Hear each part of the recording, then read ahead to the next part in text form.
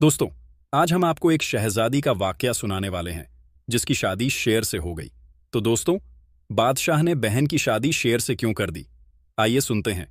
लेकिन उससे पहले अगर आपने वीडियो को लाइक नहीं किया है तो इसे लाइक जरूर करें। दोस्तों, मुल्क के शाम में एक सुल्तान था जो बहुत सालों तक उस मुल्क पर हुकूमत करता रहा। उसके 4 बेटे और एक बेटी थी। वह बहुत इंसाफ पसंद और ईमानदार था। वहां के रहने वाले लोग सुल्तान से बहुत खुश थे। उसको ढेरों दुआएं दिया करते थे। उसके बच्चे भी अभी छोटे ही थे, लेकिन ना जाने क्या हुआ कि उसके सर के बाल बर्फ की तरह सफेद होने लगे। यह बात कोई भी समझ नहीं पा रहा था। मुल्क के बड़े बड़े हकीम और तबीब आ गए। सबने उस सुल्तान का इलाज किया, लेकिन वह बिल्कुल भी ठीक नहीं हो रहा था। उसके बेटे अपने बाप की बिगड़ती हालत को देख रहे थे, लेकिन कुछ भी कर नहीं पा रहे थे। एक दिन बाप के कमरे से रोने की आवाजें आ रही थीं, तो वह चारों बेटे अपने बाप के कमरे में गए तो कहा, क्या हुआ बाबा जान, आप क्यों रो रहे हैं? आखिर आपको क्या तकलीफ है? ये कैसी तकलीफ है जो किसी भी हकीम की दवा से ठीक नहीं हो पा रही है? हमने तो आपके लिए खास दुआएं भी करवाई हैं, लेकिन दुआ भी असर नहीं कर रही है। बाप ने कहा, बेटा, मेरा वक्त अब करीब आ चुका है। मुझे नहीं लगता कि मैं ज्यादा दिन जिंदा रह पाऊंगा। इसलिए जो मेरे जिम्मे एक अहम काम है वो तुम लोगों को करना है। तुम में से मेरा एक ही बेटा होगा जो यह काम करेगा। मुझे नहीं पता वह कौन सा बेटा है, लेकिन मैं तुम सबको एक नसीहत की बात कहना चाहता हूं कि हमेशा ईमान पर कायम रहना, अल्लाह को याद करते रहना। याद रखो, अल्लाह पाक के सिवा कोई भी हमारा हामी और नासिर नहीं। वही हमारे लिए काफी है, और उम्मीद का दामन कभी भी अपने हाथों से छूटने नहीं देना। इस्लाम के परचम को लहराने के लिए अपनी जान की बाजी भी लगा देना, लेकिन फिर भी किसी बेईमान को इस मुल्क पर कब्जा करने नहीं देना। मुझे पता है कि मैं बच नहीं पाऊंगा, लेकिन तुम सबको इस मुल्क को बचाना है। बाप की बातें सुनकर बेटे गमजदा होकर कहने लगे, बाबा जान, आप हमें छोड़कर नहीं जा सकते हैं। अभी तो आपकी उम्र भी ज्यादा नहीं है। न जाने आपको किसकी नजर लग गई है। बेटे को रोता देखकर बाप ने उनको चुप रहने की हिदायत की और कहा, बेटा, एक ना एक दिन तो हर किसी को इस दुनिया से जाना है। यह तो कानून कुदरत है। जो आया है उसे जाना भी है। इसलिए तुम लोग इस हकीकत को मानो। अभी कुछ देर पहले मैं अल्लाह पाक से माफी मांग रहा था, अस्तगफार पढ़ रहा था, आंसू इसलिए बहा रहा था, और तुम लोगों को लगा कि मैं तकलीफ से रो रहा हूं। मैं तकलीफ से नहीं रो रहा हूं, बल्कि चाहता हूं कि अल्लाह पाक मेरे आमाल को कबूल और मंजूर फरमा ले, और आखिरी वक्त में भी वह मेरी फरियाद को सुन ले, मेरी दुआ को सुन ले। अच्छा हुआ कि तुम सब मेरे रोने की आवाज सुनकर यहां चले आए, वरना मैं तुम लोगों को अपने पास बुलवाने ही वाला था। एक बेटे ने कहा, क्यों बाबा जान, आप हमें क्यों बुलाना चाहते थे? मैं तुम लोगों को यहां पर इसलिए बुलवाने वाला था कि मैं तुम लोगों को कुछ वसीयत करना चाहता हूं। मेरी पहली वसीयत यह है कि जब मैं मर जाऊं और मुझे गुस्सल दिया जाए, और जब मेरा कफन दफन किया जाए और लोग मेरी मयत को कब्र में दफना दे, तो उसके बाद 3 रातों तक या आखिरी एक रात को तुम में से जो बेटा मेरी कब्र के पास पहरा देगा, वही मेरे तख्तो ताज का असल वारिस होगा। उसी को सुल्तान बनाया जाएगा। दूसरी वसीयत यह है कि जो भी बेटा सुल्तान बनेगा वह अपनी छोटी बहन का ख्याल रखेगा, और फिर जब वक्त आएगा उसकी शादी की जिम्मेदारी वही उठाएगा, उसकी शादी करेगा। और अब एक बहुत ही अहम बात करने जा रहा हूं कि मेरी बेटी के लिए जो भी पहला रिश्ता आएगा, चाहे वो किसी इंसान का हो, चाहे किसी दरिंदे का हो, चाहे उड़ते हुए परिंदे का क्यों ना हो, तुमने कबूल करना होगा। मेरी बेटी की शादी उसी से करनी होगी। सब भाई हैरान थे कि इंसान तो ठीक है, लेकिन जानवर से बहन की शादी कैसे की जाएगी? उन्होंने यही ख्याल किया कि मौत के वक्त ऐसी बातें मुंह से निकल ही जाती हैं। शायद बाबा बीमारी से तंग आकर ऐसा कह रहे हैं, लेकिन जो कि बाप से वादा कर लिया था, इसलिए उन लोगों ने इसी बात पर अमल करने का फैसला किया। जब सुल्तान का इंतकाल हो गया और मयत को दफन कर दिया गया, तो वसीयत के मुताबिक पहली रात बड़े बेटे ने बाप की कब्र पर पहरा देने का फैसला किया। मगरिब के बाद वह कब्रिस्तान आ गया। सूरज पूरी तरह से डूब चुका था। वहां पर अंधेरा ही अंधेरा था और वह एकदम अकेला था। अचानक उसे चमगादड़ की आवाज आई। सिर उठाकर देखा तो वहां पर बहुत सारे चमगादड़ उड़ रही थीं। उनकी आंखों से पीले रंग की चिंगारियां निकल रही थीं। कब्रिस्तान में भयानक और डरावनी आवाजें आ रही थीं। ये आवाजें ऐसी हौलनाक थीं कि बड़े बेटे का कलेजा उछलकर हल्क में आ गया। वह बहुत डरा सहमा था। सुबह होने से पहले ही कब्रिस्तान से भाग निकला। अब दूसरे भाई ने बड़े भाई की हालत देखी तो वह दूसरी रात बाप की कब्र पर पहरा देने के लिए चला गया। उसका भी यही हाल हुआ। वह इतना डर गया था कि उसके पसीने छूट गए और सुबह तक उसे बुखार चढ़ गया। तीसरी रात तीसरा बेटा कब्र पर पहरा देने के लिए गया। उसके पसीने भी छूट गए और वह भी बर्दाश्त न कर सका और सारी रात बेहोश रहा। फिर भागता हुआ वह अपने महल आ गया। तीनों भाई हार चुके थे। पहले वाले भाई ने अपने चौथे भाई से कहा, भाई, अपनी जिंदगी प्यारी है तो तुम कब्रिस्तान मत जाओ, और यह तख्त ताज तो कोई मायने नहीं रखता, मैं बड़ा भाई हूं तो ये सब मेरे हवाले कर दो। उसने कहा, नहीं, बाप की वसीयत है तो मुझे भी इस इम्तिहान से गुजरना पड़ेगा, मैं कब्रिस्तान जरूर जाऊंगा। वह अपने तीनों भाइयों से ज्यादा अक्लमंद था। उसने अपनी तलवार कमर से बांधी और कब्रिस्तान में जा पहुंचा। उसके भाई उसका मजाक उड़ा रहे थे कि जो काम हमसे ना हुआ यह कैसे कर पाएगा, देखना रात भी मुकम्मल ना होगी और यह महल आ जाएगा। हम सब में सबसे छोटा है और देखो बड़ा बहादुर बना फिर रहा है, बड़ा ही लालची है, तख्तों ताज के लिए सुल्तान बनने के लिए क्या क्या कर रहा है। मुझे तो लगता है यह जिंदा भी नहीं आ पाएगा। बड़ा भाई हंसी उड़ा रहा था, लेकिन छोटा भाई अल्लाह का नेक बंदा था। उसने आयतुल कुर्सी पढ़ना शुरू कर दी और कब्रिस्तान में तलवार लिए खड़ा हो गया। हर तरफ सन्नाटा था। जब मशरिक की जानिब से रोशनी की सुनहरी लकीर नमूद हुई, यकायक उसने कब्रिस्तान की दीवार के करीब एक खौफनाक जिन को खड़े देखा, जिसने वहीं से अपने बाजू बढ़ाने शुरू कर दिए। वह चाहता था कि सुल्तान के उस बेटे को मार डाले, उसकी गर्दन को तोड़ डाले। उसके बाजू बढ़ते बढ़ते उसके बहुत नजदीक आ गए। सुल्तान के बेटे ने देखा कि उसके हाथ किसी दरिंदे के पंजों की तरह मुड़े हुए हैं। वह दिल ही दिल में आयत कुरानी का वृद्ध कर रहा था। जैसे ही उस जिन्न के हाथ उसकी गर्दन तक आया, उसने अल्लाहू अकबर का नारा लगाकर तलवार उसके हाथ पर चला दी, जिससे उसका हाथ दो टुकड़े हो गया। उसने अपने हाथ में उसका कटा हुआ पंजा उठा लिया। इससे पहले कि वह उस जिन्न की गर्दन उड़ाता, वह वहां से गायब हो गया। उतने में सुबह हो गई, फजर की अजान हो रही थी। उसने फजर की नमाज वहीं कब्रिस्तान में पढ़ी और नमाज पढ़ने के बाद अपने बाप की मगफिरत की दुआ की और कब्रिस्तान से निकलकर महल में वापस आ गया। उसने वसीयत पूरी कर दी थी, इसलिए उसे शाही लिबास पहनाकर तख्त पर बिठा दिया गया। उसके भाइयों ने भी उसे मुल्क का सुल्तान मान ही लिया था, क्योंकि रियाया उसे चाह रही थी। वह उस मुल्क पर हुकूमत करने लगा, जबकि वह अभी छोटा था। लेकिन बहुत कम वक्त में उसने सबके दिल जीत लिए। वह बड़ी ही समझदारी से सारे काम कर रहा था। उसने सारी रियाया को हुक्म दे दिया कि मस्जिदें खाली न रहेंगी, सबको पांचों वक्त की नमाज अदा करनी है। अब जो मस्जिदें पहले खाली हो गई थीं, अब उस सुल्तान की वजह से लोग मस्जिद जाने लगे और लोगों के दिलों में अल्लाह की मोहब्बत पैदा होने लगी। यही नहीं, उसने गरीबों यतीम बेवाओं के लिए लंगर का भी इंतजाम कर दिया। कोई भी बंदा ऐसा नहीं था जो खाली पेट रहता। उसने हर एक के लिए दस्तरखान लगा दिए। उसकी हुकूमत में हर कोई बहुत खुश था। उस छोटे सुल्तान की हुकूमत में हर कोई चैन की बांसुरी बजा रहा था। उसके भाई उसकी हुकूमत से खुश नहीं थे, लेकिन वह भी मजबूर थे और खामोश हो गए थे। अब उसको फिक्र थी तो अपनी बड़ी बहन की बाप की वसीयत उसे याद थी। उसकी बहन जवान और हसीन हो चुकी थी। वह जल्द से जल्द उसकी शादी कर देना चाहता था, लेकिन मुश्किल यह थी कि शहजादी की हैसियत के मुताबिक रिश्ते तो मौजूद थे, लेकिन वह रिश्ते कहाँ से तलाश करता। उसे अपने बाप की अजीबो गरीब वसीयत का ख्याल भी था कि जो कोई भी पहली बार तुम्हारे पास आकर मेरी बेटी से शादी करने की ख्वाहिश जाहिर करें, उसके साथ उसकी शादी फौरन कर देना। हाँ, आने वाला कोई इंसान हो, आसमान पर उड़ने वाला परिंदा हो या कोई जंगल का जानवर हो, दरिंदा हो। एक दिन सुल्तान महल में बैठा लोगों के मुकदमे सुन रहा था कि खौफनाक दहाड़ सुनाई दी। वह दहाड़ किसी और की नहीं, एक बहुत ही खतरनाक शेर की थी। वह शेर, जो कि खौफनाक सूरत वाला था, वहां आ गया और पहरेदार उसे देखकर डरकर भाग गए। दरबार में हलचल मच चुकी थी, लेकिन सुल्तान बहादुर था, वह वहीं पर बैठा रहा। शेर ने उसके करीब आकर दुम हिलाई और हल्की सी आवाज में गुर्राया और अचानक इंसानी आवाज में बोलने लगा, ऐ सुल्तान, मैं तुम्हारे पास एक दरख्वास्त लेकर हाजिर हुआ हूं। बाप की वसीयत पर अमल करते हुए मेरी यह दरख्वास्त कबूल करना। सुल्तान ने कहा, अगर मैं काबिल हुआ तो तुम्हारी दरख्वास्त जरूर कबूल करूंगा। उस शेर ने कहा, मैं तुम्हारी बड़ी बहन से शादी करना चाहता हूं। यह सुनकर सुल्तान बड़ा हैरान हुआ कि एक लड़की की शादी जंगल के दरिंदे से कर दी जाए। सुल्तान को सोच में डूबा देखकर शेर ने कहा, क्यों, अपने वालिद की वसीयत याद नहीं है? उन्होंने आपसे क्या कहा था और आपने यह बात नहीं मानी तो उनको उनकी कब्र में बहुत सख्त तकलीफ होगी। यह सुनकर सुल्तान ने कहा, मैं क्या करूं, मेरा दिल राजी नहीं हो रहा है। एक जंगल के जानवर से अपनी इंसान नुमा बहन की शादी कैसे कर सकता हूं? शेर ने कहा।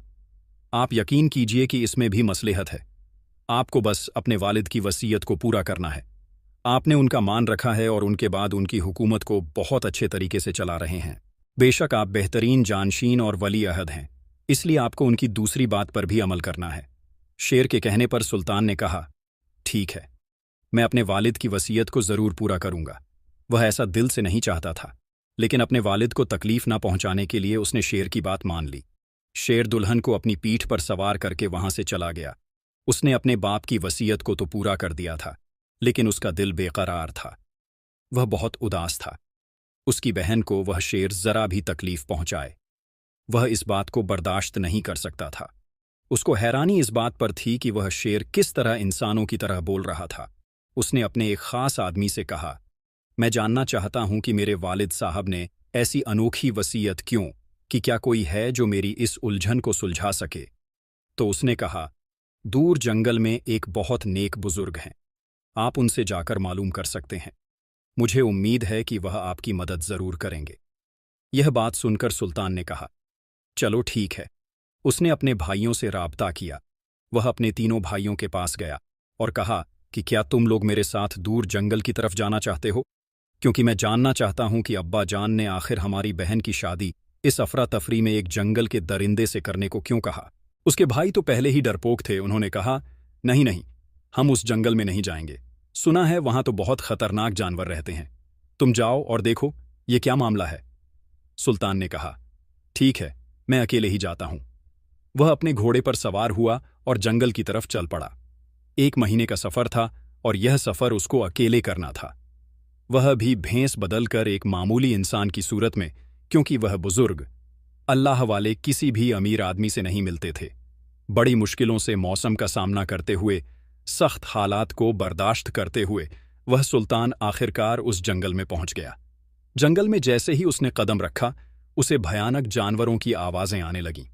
उसका दिल खौफ से कांपने लगा और दिल चाहा कि यहां से फौरन चला जाए, लेकिन उसने दिल में कलामे इलाही को पढ़ना शुरू कर दिया। उसका इरादा मजबूत था, उसकी नीयत साफ थी। वह जिक्र इलाही करता हुआ, डर को दिल से भगाता हुआ उन बुजुर्ग को ढूंढते जा रहा था। एक बड़े से दरख्त के नीचे वह अल्लाह वाले इबादत करते नजर आए। वह आंखें बंद किए हुए तस्बीह पढ़ रहे थे। सुल्तान ने अदब से वहां खड़े होकर उनका इंतजार किया कि वह आंखें खोले और उसकी तरफ देखें। काफी देर के बाद बुजुर्ग ने अपनी आंखें खोली। अल्लाह वाले को देखकर सुल्तान ने कहा, हजरत, मैं बड़ी दूर से अपनी मुश्किल लेकर आया हूं, क्या आप मेरी मदद करेंगे? अल्लाह वाले ने सुल्तान की तरफ देखा और कहा, कहो, क्या मामला है? बरखुरदार तो उसने शुरू से लेकर आखिर तक अपने बाप की सारी बात बता दी, लेकिन यह नहीं बताया कि वह एक मुल्क का सुल्तान है। हां, उसने यह बात जरूर बताई कि वालिद की वसीयत थी और वसीयत के मुताबिक उसने अपनी बहन की शादी एक शेर से कर दी है। अल्लाह वाले ने कहा, सबसे बड़ी बात तो यह है कि तुम कोई मामूली इंसान नहीं हो। मैं जानता हूं तुम कौन हो, इसलिए भेष बदलने का कोई फायदा नहीं है। दूसरी बात, तुम्हारे वालिद ने यह वसीयत इसलिए कि क्योंकि वह एक मुसीबत में फंसे हुए थे। दरअसल वह जिन जो तुम्हें कब्रिस्तान में मिला था, वह एक खतरनाक जादूगर का भेजा हुआ था। तुम्हारे वालिद बहुत नेक इंसान थे, लोगों की मदद करते रहते थे, लेकिन एक दिन वह उस जंगल में गए जहां पर वह जादूगर अपना अमल कर रहा था। तुम्हारे वालिद ने उसको रोकना चाहा और कहा कि यह जादू करना गलत काम है, यह हराम काम है। तुम ये काम करके खुद को भी बर्बाद कर रहे हो और दूसरों को भी। यह सुनकर जादूगर को गुस्सा आ गया। उसने कहा, ए शख्स, तुमने मेरे काम में मुदाखलत की, अब तुम भी बर्बाद हो जाओगे। वह तुम्हारे बाप के पीछे पड़ चुका था। उसे यह बात मालूम थी कि वह एक बड़े से मुल्क का सुल्तान है। उस दिन तुम्हारे बाप की बहन और बहन का बेटा भी तुम्हारे बाप के साथ था, जो यह सारा मंजर अपनी आंखों से देख रहा था। जादूगर की नजर में वह तीनों आ गए। उसने तुम्हारे बाप पर तो ऐसा जादू किया कि उनकी सेहत तेजी से गिरती जा रही थी। इसके बाद तुम्हारे बाप को उनकी बहन की तरफ से उन्हें खबर दी गई थी कि उनका बेटा एक जानवर बन गया है। तभी उन्होंने तुमसे यह वसीयत की कि तुम अपनी बहन की शादी किसी से भी करवा देना जो पहला रिश्ता लेकर आएगा। दरअसल वह यह बात तुम्हें नहीं बता सकते थे, क्योंकि तुम्हारे तीनों भाई अपने बाप के खिलाफ थे और वह नहीं चाहते थे कि तुम्हारा बाप तुम्हें तख्त पर बिठाए, क्योंकि तुम उनको बहुत प्यारे थे। इसी वजह से तुम्हारे बाप ने वसीयत की कि जो 3 रातें या फिर आखिरी एक रात उस कब्रिस्तान में गुजरेगा, अगर वह कामयाब हो गया तो वही सल्तनत का सुल्तान बनेगा। तुम बहादुर थे इसलिए कामयाब हो गए, और तुम्हारे तीनों भाई इस काम में नाकाम हो गए और डरकर भाग गए। पर जब तुम कब्रिस्तान गए, तुमने अल्लाह के कलाम को अपने सीने से लगाकर रखा। तुम आयतुल कुर्सी पढ़ते रहे, कुरानी आयात पढ़ते रहे। इसी वजह से उस जिन का हमला तुम पर ना हुआ और तुमने उसके बाजू को काट दिया। वह जिन अब भी जिंदा है। जब तक वह जिन जिंदा है, तुम्हारा वह बहनोई शेर कभी भी इंसान नहीं बन सकता। अल्लाह वाले की जुबान से ये सारी बात सुनकर सुल्तान रोने लगा। उसको बहुत दुख हुआ था, बहुत बुरा। उसे लगा था कि उसके बाप को इतनी तकलीफ थी। उसने कहा, उन्होंने मुझे क्यों नहीं बताया? अल्लाह वाले ने कहा, बेटा, ये जमीन जायदाद पैसा है, ये अच्छे अच्छे के ईमान को बर्बाद करता है, इसलिए तुम्हारे वालिद तुम्हें ही सुल्तान बनाना चाहते थे। वह अपने तीनों बेटों की आदत को अच्छी तरह जानते थे और वह यह भी चाहते थे कि वह इस तख्त के सुल्तान बने, क्योंकि वह तीनों मिलकर उस जादूगर का साथ देते। अब तुमको ही उस जादूगर का खात्मा करना है बेटा। तुम्हारी बचपन से एक आदत बहुत अच्छी थी कि तुम कुरान पाक भी पढ़ते रहते थे और ईमान पर पक्के थे, जबकि तुम्हारे तीनों भाई लालची और गद्दार हैं। सुल्तान ने कहा, अल्लाह वाले, आपको तो सब कुछ पता है। उन्होंने कहा, हाँ बेटा। तो उसने कहा, अब क्या तरीका है मेरे पास? मैं किस तरह यह सारे मामला ठीक कर सकता हूं? क्योंकि मुझे अपनी बहन की बहुत फिक्र सता रही है, ना जाने वह कहां होगी। उस शेर के साथ अल्लाह वाले ने कहा, जब तक तुम उस जिन का खात्मा नहीं कर देते, तब तक वह शेर इंसान नहीं बनेगा, और वह जिन उस जादूगर के कब्जे में है तो तुम्हें उसी के पास जाना होगा। हजरत, वह मुझे कहाँ मिल सकता है? वह जो सामने बड़ा सा पहाड़ नजर आ रहा है, जो बज़ाहिर करीब नजर आ रहा है लेकिन बहुत दूर है। उधर एक गार है, वहां पर वह जादूगर अब भी अपना अमल कर रहा है। अल्लाह वाले की बात पर सुल्तान जोश में आ गया। उसने कहा, ठीक है बाबा, मैं चलता हूं, मेरे पास वक्त नहीं है। अल्लाह वाले ने कहा, बिल्कुल ठीक कहते हो बेटा, लेकिन रुको, यह मैं आईना तुम्हें दे रहा हूं। उसने कहा, यह आईना कैसा है? अल्लाह वाले बोले, बेटा, यह मामूली आईना नहीं है। तुम अल्लाह का नाम लेकर इसको जादूगर के सामने कर देना और देखना इस आईने का कमाल। उसके बाद सुल्तान ने उस आईने को अपनी जेब में रख लिया और अल्लाह वाले की दुआएं लेकर वहां से चल पड़ा। कई दिन का सफर करने के बाद वह उस पहाड़ पर पहुंचा जहां एक वीरान सुनसान जगह थी। वह दिल ही दिल में आयतल कुर्सी पढ़ता हुआ गार के करीब जा रहा था। एकदम उसे अल्लाह वाले की आवाज आई, बेटा संभल कर, बहुत ही ज्यादा शातिर चालाक जादूगर हैं, यहां पर ईमान ही तुम्हारे काम आएगा। अल्लाह वाले की बात सुनकर वह आहिस्ता आहिस्ता उस गाड़ में दाखिल हुआ जहां पर वह जादूगर उसकी तरफ पीठ किए आग के पास बैठा हुआ कोई मंत्र पढ़ता जा रहा था। जैसे ही सुल्तान उसके करीब पहुंचा, उस जादूगर ने कहा, आ गए तुम मेरा कुछ नहीं बिगाड़ सकते। यह जो तुम किताब पढ़ रहे हो ना, इससे मेरे कुछ नहीं होगा। अस्तगफिरुल्लाह, जादूगर ने कहा, मेरे पास जो इल्म है उस इल्म से बढ़कर कोई इल्म नहीं। सुल्तान ने कुछ नहीं कहा, बस अल्लाह का नाम ले रहा था, या अल्लाह मेरी मदद करना। और जो इसमें आज़म अल्लाह वाले ने बताया था, वह दिल ही दिल में उसका वृद्ध करता हुआ उस जादूगर के करीब आ गया। उस जादूगर की शक्ल निहायत मकरूह और गंदी थी। जादूगर हंसने लगा। उसकी हंसी में ऐसा लग रहा था बहुत सारी शैतानी ताकतें भी शामिल हैं। उस जादूगर ने कहा, ए जिन, जरा यहां पर हाजिर हो जा। जैसे ही उसने जिन्न को बुलाया, वही जिन्न उसके सामने आ गया जिसका एक हाथ कटा हुआ था।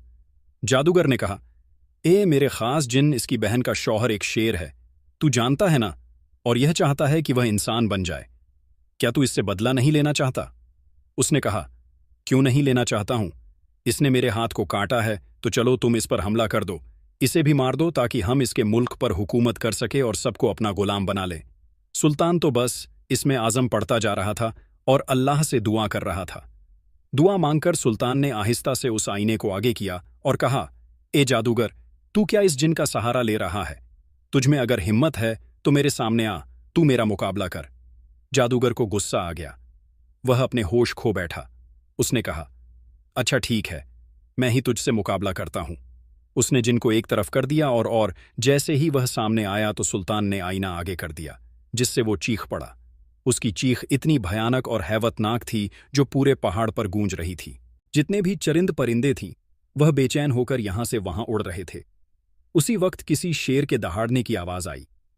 सुल्तान ने जो पलटकर देखा तो वह वही शेर था जिससे उसकी बहन की शादी हुई थी। आईने की रोशनी जादूगर को जलाती जा रही थी। वो चीखता जा रहा था और कह रहा था, मुझे माफ कर दो, अब मैं कभी भी मुसलमानों को तंग नहीं करूंगा, बल्कि मैं भी इस्लाम कबूल कर लूंगा। उधर वह शेर खूबसूरत सा नौजवान बन गया। जादूगर ने कहा, अब तो मुझे माफ कर दो सुल्तान, मैं कभी भी किसी को नहीं बहकाऊंगा। सुल्तान को उस पर रहम आ गया। उसने आईने को वहां से हटा लिया। उस वक्त जादूगर का आधा धड़ किसी जानवर की तरह बन चुका था और वह अमल वापस नहीं हो सकता था। सुल्तान ने कहा, तुमने जो किया उसकी सजा तुम्हें मिल गई है, अब तुम किसी पर कोई जुल्म नहीं करोगे। फिर सुल्तान जिन्न और जादूगर को लेकर अल्लाह वाले के पास आ गया और कहा, आप इनको जो भी सजा देना चाहते हैं दे सकते हैं। अल्लाह वाले ने उनको अपने पास रख लिया और वह दीन का काम करने लगे। यहां पर नौजवान जो पहले शेर था उसको सुल्तान अपनी बहन के पास ले आया और फिर उनकी धूमधाम से सबके सामने शादी की। दोस्तों, आज की वीडियो में इतना ही। वीडियो पसंद आने की सूरत में लाइक करना बिल्कुल ना भूलें। वीडियो देखने के लिए शुक्रिया।